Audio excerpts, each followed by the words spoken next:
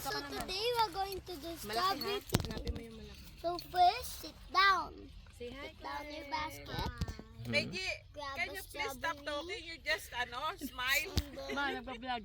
Say, show it, show.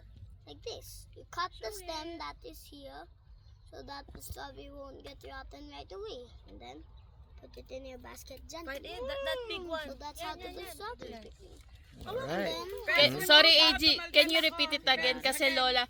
Guys, sorry, nagbablog pa. Wait lang po. Wait. Okay, Action, again from the action. start. 3, 2, 1, action. hi guys, we're going to do strawberry picking. So this is how to do the proper way of strawberry picking. First, put down your basket. Find a strawberry that is not green or too small and juicy.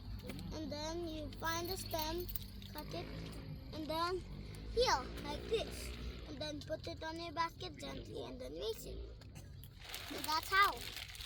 So bye! Welcome to my vlog. Galing naman. Silo vlog. Picture. Wow. Kasi malaki po. Merong malaki? Yung malaki ko. Wow! Patingin. Mapula. Wow! Wait, I'm gonna close up. PG. Yung malaki. Wow! Good job. Dapat sa lupa. Ito din malaki. Video, tapos si Nani, videohan mo din.